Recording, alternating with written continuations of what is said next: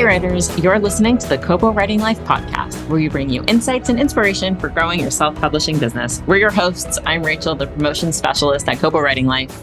And I'm Laura, Kobo Writing Life's author engagement manager. On this episode, we spoke with best-selling Canadian author Emily Austin. Emily is the author of Interesting Facts About Space and Everyone in This Room Will Someday Be Dead. Everyone in This Room was longlisted for the Stephen Leacock Memorial Medal for Humour and was a finalist for the Ottawa Book Awards. Emily has a background working in libraries, teaching, and working as an information architect. We spoke to Emily a lot about her upcoming novel, Interesting Facts About Space, which I personally very much enjoyed reading. And we talked about what it was like inhabiting the main character's mindset in that novel and how she brought her real life interests of true crime and space into her main character. And we also had a really interesting and insightful conversation about the intersection of queerness and mental illness. It was a lovely discussion, and I think you're really going to enjoy listening. We are joined today by author Emily Austin. Emily, thank you so much for joining us today. Thanks so much for having me. Can you kind of start us off by telling our listeners a little bit about yourself and about the types of books you write? Sure, yeah. So I'm a writer based in Ottawa. I grew up in Southern Ontario.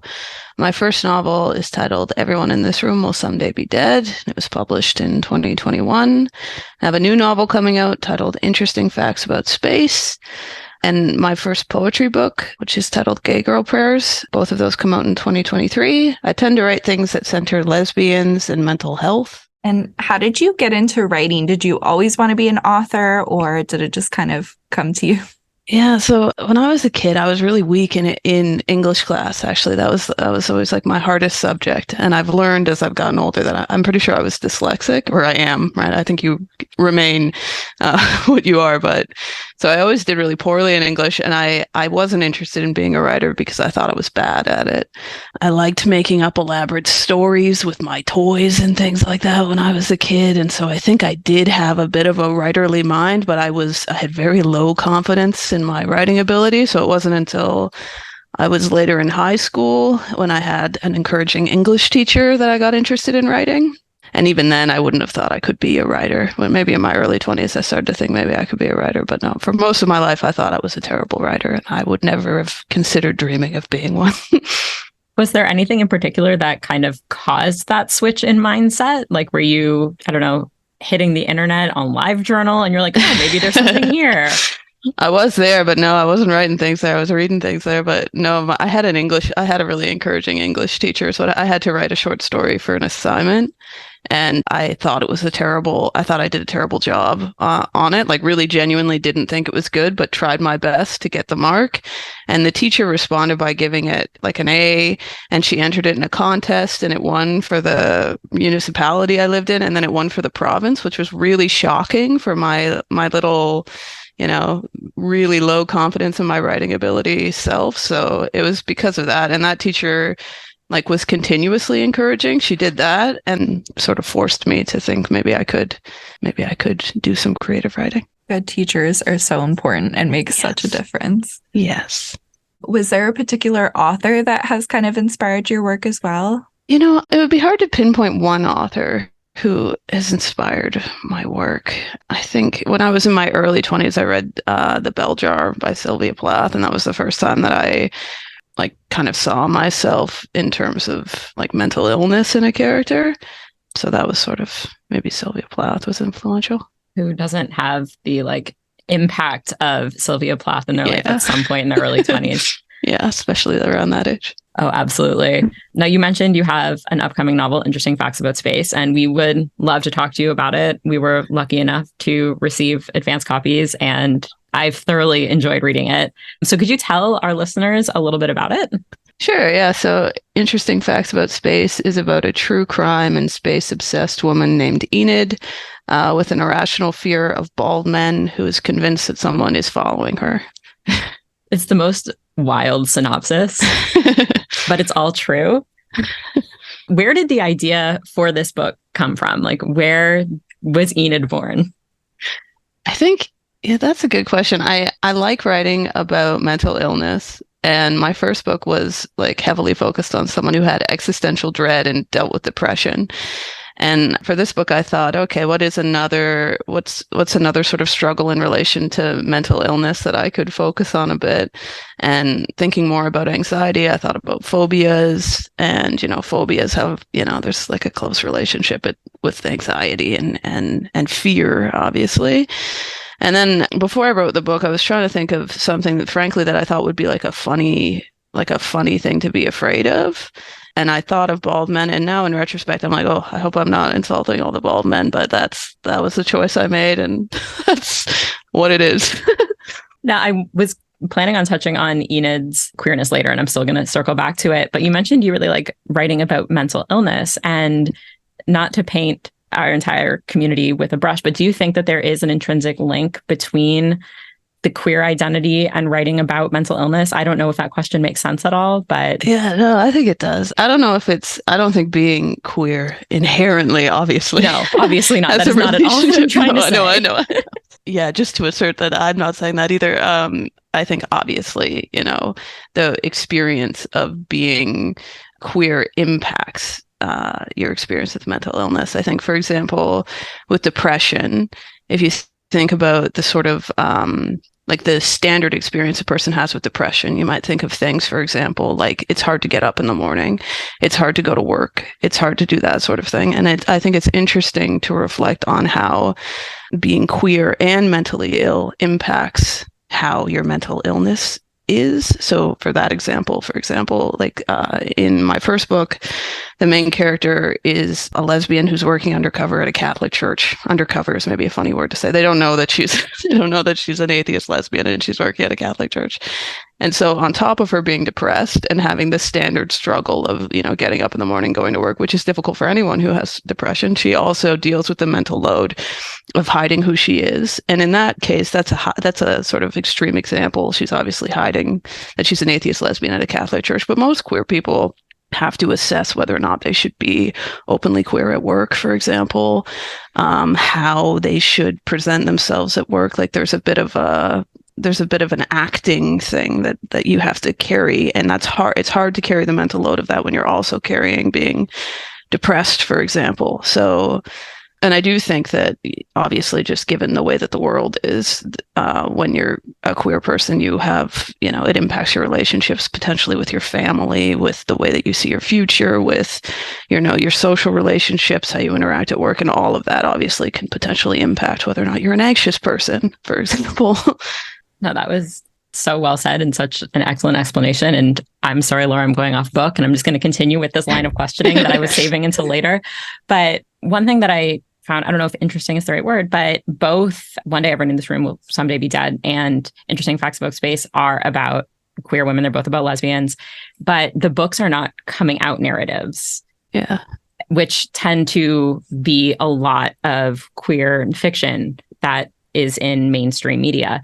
And I'm just so curious how you think the queer identity impacts the character and the story, because the books aren't necessarily about them being gay, but the fact that the characters are lesbians really impacts the story.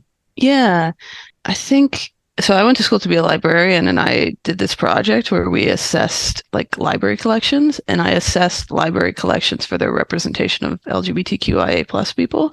And I'm just mentioning that because one of the criterias, like when you go to school to be a librarian, something you learn about is how to assess the quality of a book, right? So generally you would assess the quality of a book by things like, has it won awards? How popular is it? How in demand is it? And when you specifically zero in on a particular topic like LGBTQIA plus fiction, for example, there's additional criteria. And one of the things that was mentioned in that criteria is that books shouldn't just be about coming out. So that just reminded me of that. So I had that in mind while I was writing this book. I think there is still like, I don't know if this is fair, but I can say that as like a queer writer, I do want to reflect the experience of being queer in what I'm writing. And whether or not that's, the way it should be is maybe up for debate, but I do feel a compulsion to try to, I feel very privileged to be someone who is, queer fiction is much more popular now than it used to be. I'm very lucky to be a writer at this time period when we're publishing and there's demand for this type of book, and I acknowledge that.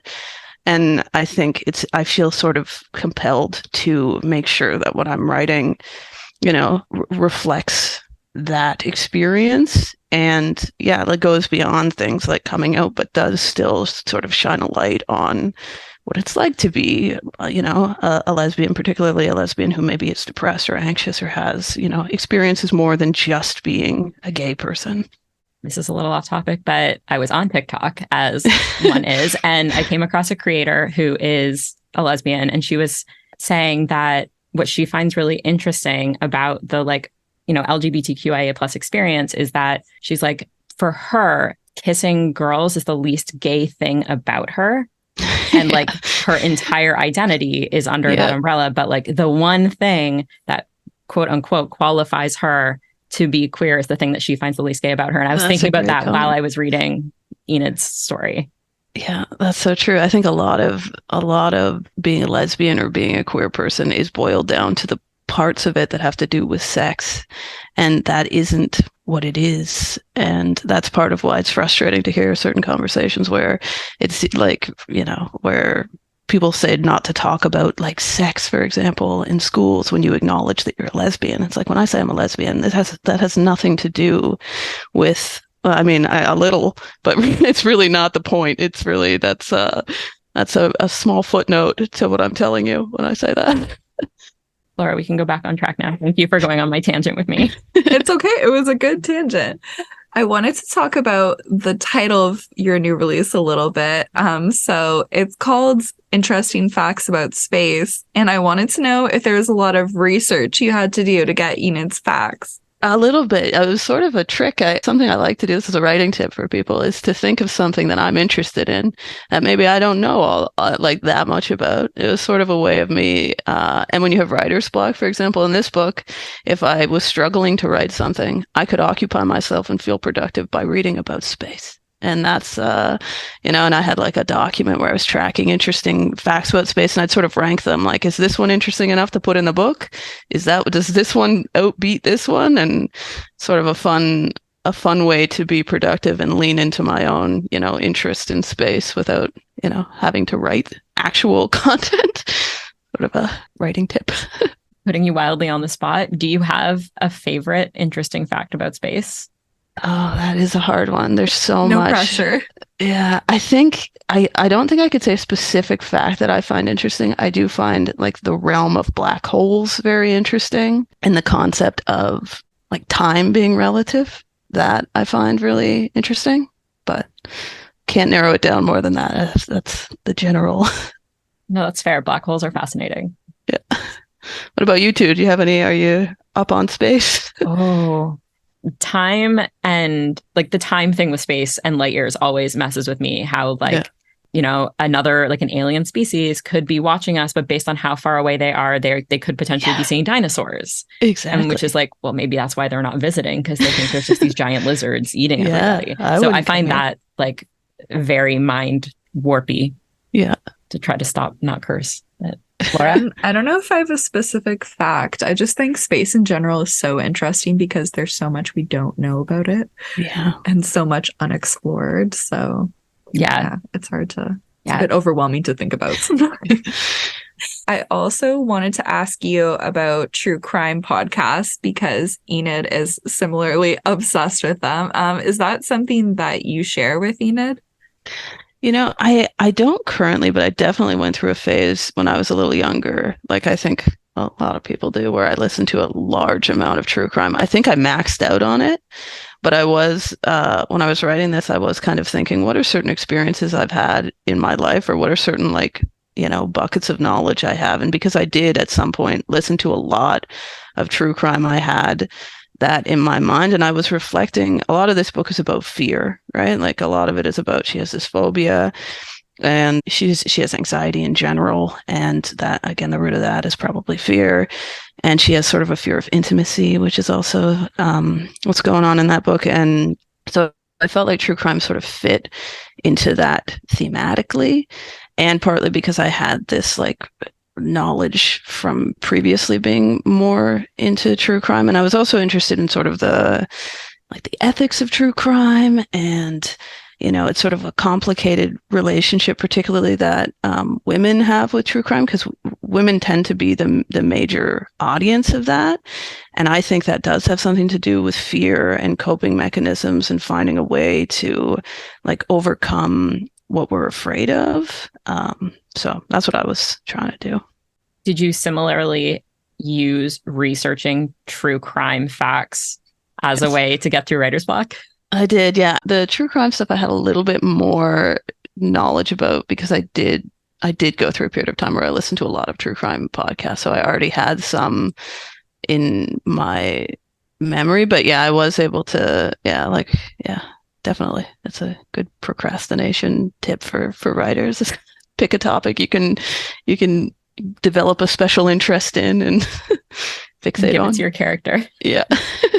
Your Google history must have been very creative during the writing process. I was worried about it. Yeah, I was like, there's times where I was writing like in the airport, for example, like on the airport Wi-Fi, and I was like, hope I'm okay here. Every once in a while, I'd like type in, I'm writing something for a book. If anyone's watching this. Oh, that's fantastic. Another thing I wanted to talk to you about this book is the structure and the narrative structure of the book, because like the novel is broken down into chapters, but those chapters are like, they contain what I would describe, maybe this is the wrong word, but like vignettes. They're like shorter scenes. It's not one continuous long narrative.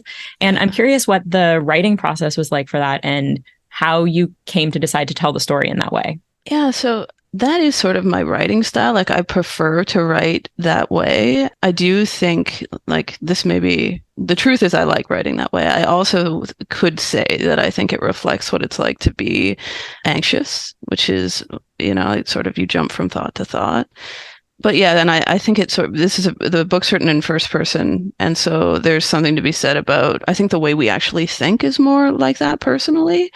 Like, at least I do. Like, I'm not thinking in long chapters. I'm thinking in quick little, and someone interrupts me and I think about something else and I remember something that happened to me when I was a kid. And then I think about what I'm worried about and then I get interrupted. And then I, like that sort of reflects what it's like to actually be in my head, at least. And I have decided to believe that's what it's like to be like in these characters' heads because that's easier for me. And I think it has something to do with anxiety. So. No, I mean, and it's effective because like Enid, her, I don't know, narration, I wouldn't call her unreliable, but she doesn't necessarily trust herself. So it's a really interesting way to kind of jump from scene to scene, trying to follow Enid, figuring out what's going on with her. You write very character-driven books. So I'm kind of curious about what your writing process is like. Do you kind of come up with your character first and then go from there? Or do you have an idea of what you want the book to look like? Yeah, so I think what I generally do is I sort of come up with a premise or like a very brief, maybe it's called a pitch, where I would write like a short paragraph before I write anything that says, for example, this is a book about a woman with a phobia of bald men, for example. And then I would write the first maybe 30 pages without knowing anything about what I'm going to do. And I don't know that I recommend this before I go into this. Is just the truth of what I'm doing. I write that and then I write maybe 30 pages where I'm like, okay, that's the premise of the book. What's going to happen? And then I just, see what happens. And then based on that, I question, okay, is this character that I'm sort of seeing through this first 30 pages, does this fit best with this premise? What should I decide about them? What would move this story forward? What problem do they have? What is it that I'm going to look at with them? And that tends to be how I do it. So I think it's like, I think there's like, what is it, plotter or pantser or something? I don't know. There's, you probably know, there's people say it, I'm sure, all the time. I think I lean pantser with a little bit of some thought at the beginning and some thought in the middle of regarding where it's going to go, but I am sort of going with the flow. And kind of along the lines of plotter or pantser, are you somebody who lives in their character's head while you're writing? Or are you able to kind of like set Enid aside? Because I'm so curious what it was like living in Enid's headspace while you wrote this book. I think I do a little. Something that I have done with these first two books, especially, is sort of often when you write like a first person narrative book, and I think this particularly happens to women, is we get asked, "Are you this character in your book?" And I'm not, so I want to say that first. But I am obviously you want to write about things that you know about. So it's not like I'm writing some like a character that is completely unlike me. So what I tend to do is lean really hard into qualities that I have, or that maybe at some point in my life I had. So, for example, being like hyper paranoid. I don't think I'm hyper paranoid, but I am capable of being that. And at certain points in my life, I maybe was that, or being hyper vigilant and really fearful and, really like blocking people out in terms of like having any sort of closeness to people. So I think I do to a certain extent. I don't know that I'm living in their head, but I do find when I'm writing a book, I do kind of operate in my life and consider, okay, I'm in a particular circumstance. How would my character react in this circumstance? Even though it has nothing to do with the book that I'm writing. Like if I'm having a conversation with someone, I might in my head think, okay, my reaction is this, but Enid would probably not react the way that I'm reacting to this. What would she do? And I find myself thinking like that. And I do also find that before I write a new book, I kind of ask myself, do I want to be in this person's head? In the past, like when I was younger, I used to write books that were like a little bit more, or stories that were a little bit more dark. And I do find myself now being like, I don't know that I want to be in that head for like a year or two. Maybe I'll pick someone who has qualities that I would prefer to think about. Especially because writing is such like a solitary thing. So it's like not only are you alone, but you're also stuck in that headspace for a while. Yeah. So I think that makes sense. Yeah. Your books are really funny. And we also, like, while we were researching for the podcast, we dug into your Twitter a bit and we love your tweets. So I was wondering if you have a hard time editing humor.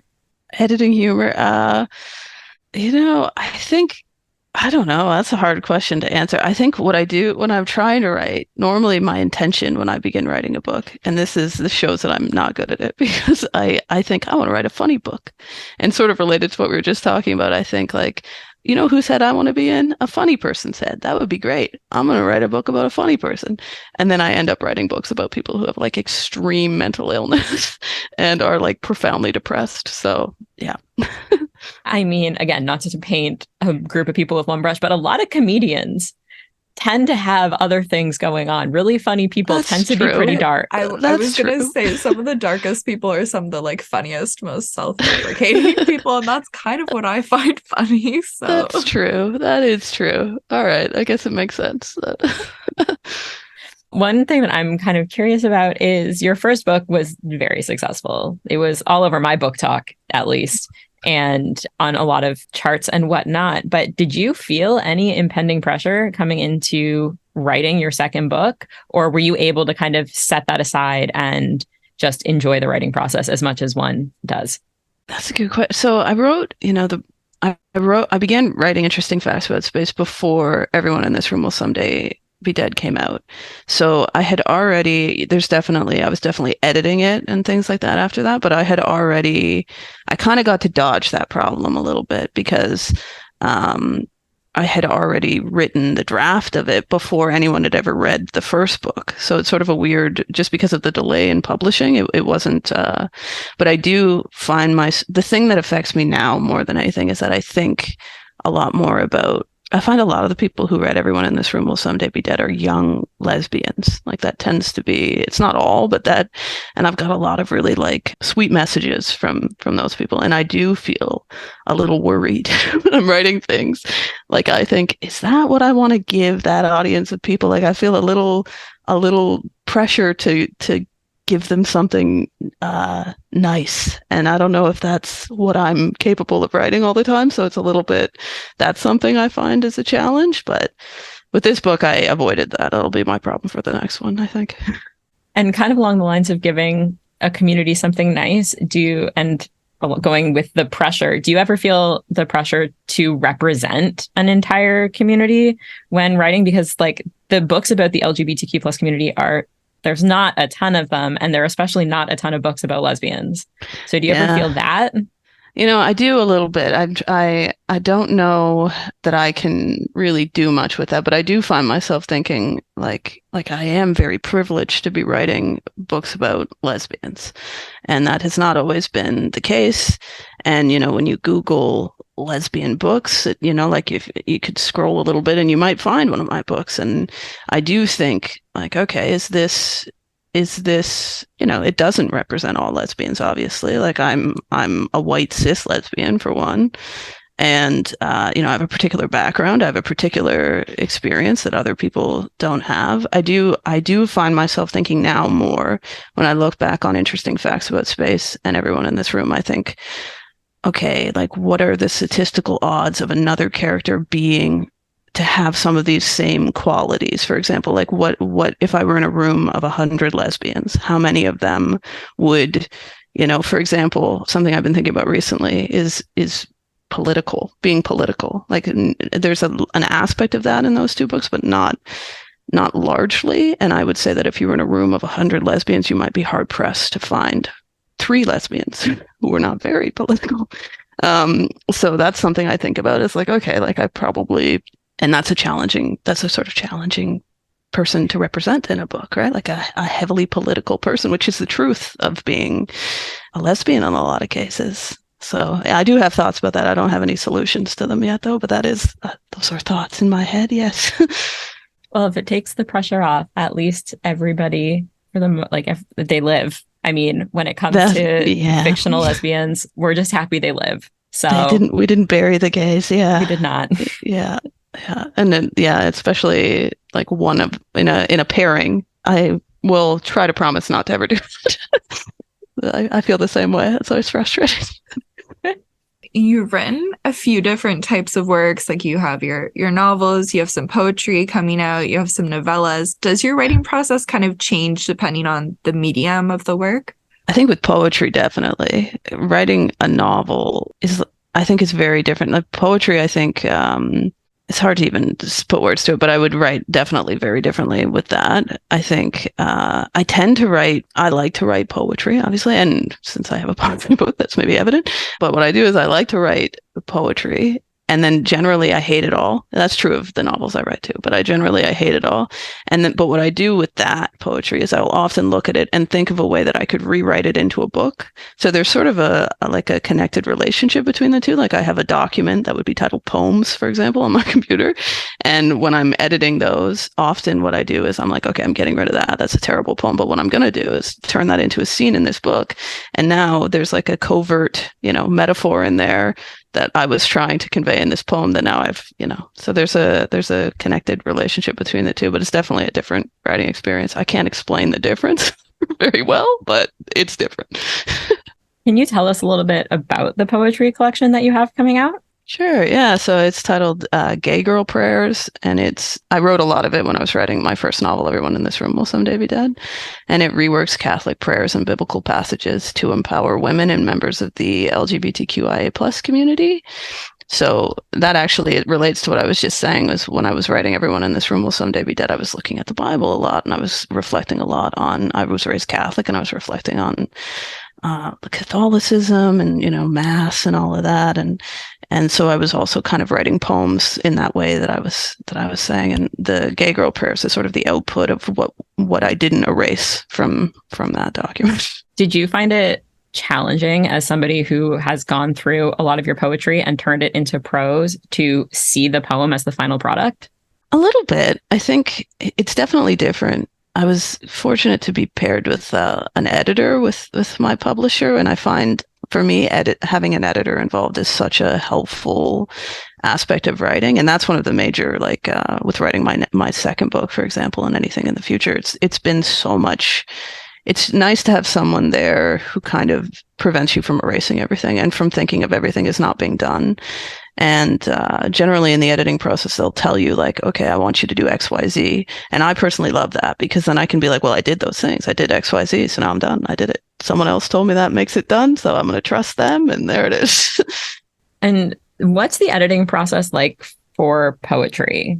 Because I'm intimately familiar with the prose developmental line copy, but I imagine poetry is a little different. It is, but it's kind of similar. And I've only written, I have this, I only have the experiences that I have, but the process that I went through is we had sort of similar, like a developmental editing where we went through it and made like larger changes, identified where like something else maybe should be added, or, more content related edits. We did a few passes of that and then copy edit. So it really is quite similar. It's just that the nature of the edits is a little different, but same sort of process. Do you have any advice for aspiring authors who are maybe kind of getting to the beginning of the publishing process? Yeah, what kind of advice could I get? I think a lot of advice I have, you've probably already heard, or is, really, I don't want to say something that you've likely already heard. The one thing, and I sort of alluded to this before, that I think is helpful when you're writing, and maybe I would even recommend doing this before you get to this stage, is where I mentioned that I write that little pitch at the beginning of everything. That's at the beginning of my document in every manuscript I write. And every time I open the manuscript, I read it over and make it a little better. So, for example, the pitch at the beginning of Interesting Facts About the Space, or the summary or whatever, pitch might not be the right word, was at one point, this, a lesbian with an irrational fear of bald men feels like someone's following her. And then over time, I sort of built on that to say, okay, she's also obsessed with space and true crime. She's also like, what are the other things that I could do to build into this?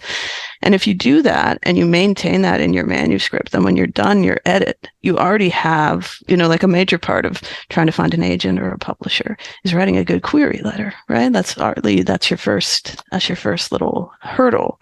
So if you work on that sort of throughout, and you prioritize that, honestly, as much as you prioritize your manuscript, because you have to do a good job of that for anyone to want to read your manuscript, then it positions you to get people interested more. And it's beneficial the entire time, because now I still say that pitch when I'm on podcasts like this, and it impacted what we put on the cover, and all. It has weeds into everything. So I kind of think it's helpful to see it each time you open your manuscript, because it's kind of like reminding yourself, okay, this is what I'm writing, and kind of reinvigorating yourself. Exactly. Each time too. Yeah. And it's hard to summarize what you're writing, but if you wrote the summary before you wrote it and you edited it every time you edited, it's not hard. It becomes like one of the better parts of your story. Yeah. And like you said, by the time you're done, you basically have your back cover copy ready for you. Yeah. Have you ever started a project with a summary, and then when the project is done, the summary no longer contains anything from the initial one? I think, what I do is I change the summary every time I write. So every time I open the document, the first thing I do is I read that summary. So definitely the first iteration of the summary is never the same at the end. There's maybe like a tiny bit of it that's the same, but mostly it would always have transformed by the end. Now, we always hate putting authors on the spot asking for recommendations. Okay. However, it's a hard question, but we've talked a lot about LGBTQ. I can't speak today. Taking your gay card away. Oh my God, truly. My apologies to my community. We've been talking about a lot about the queer community. Do you have any recommendations of other queer authors that you love? Definitely. Okay, I like Jen Began, her recent book, Big Swiss. I really liked. It's about, now I'm bad at summarizing other people's books, but it's about a transcriber who is transcribing a sex therapist sessions, and she becomes fixated on the sessions with this one woman who she refers to as Big Swiss because she's a large Swiss woman.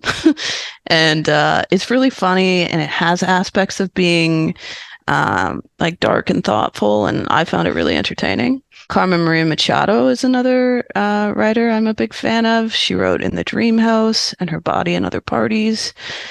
Who else? Anna Dorn wrote Exalted and Bad Lawyer. She writes books they center queer women, and they tend to be morally questionable, and there's humor there too. Well, Zoe Woodall is a Canadian queer writer I'm a big fan of. Her what was her recent book titled? She wrote, oh man, I'm blanking on the title, and I liked it a lot. It's about The Fake. It's about a pathological liar named Cami, who and it's sort of from the perspective of two people interacting with this pathological liar. I thought that was good. Who else? Casey Plett is a Canadian novelist I'm a fan of too. She writes stories that center trans queer women, and often like the Mennonite. Like I think she, I don't know, I can't remember, but I think she has experience being raised in a Mennonite community, and sometimes that's reflected in the writing, which I find very interesting. I can't wait to re-listen to the last part of this podcast and add all those books to my library. You gave us queer and Canadian, so it was good. A+ answer. Yeah. And I'll double down on In the Dream House because I've never read anything like that book. It's really good. It was wild. Yeah. Can you tell us a little bit about what you're working on now? Yeah. So right now I'm working on a story. It's a good question. I should open up my summary. I'm not on the right computer. I'm working on a story again. It has to do with a character who has mental illness. The story is written. It's sort of written like a suicide note, and it reflects on what it's like to be queer in a small conservative community. Terrible summary there. The summary needs to be worked on a little bit, but that's the general. That's what I'm working on. It sounds like a fun headspace to be in for a while. I tried really hard. Yeah, that's a good example of that. Was literally me trying. I'm going to pick something and that's what it's pick something funny. Here we go. Yeah. Well, yeah.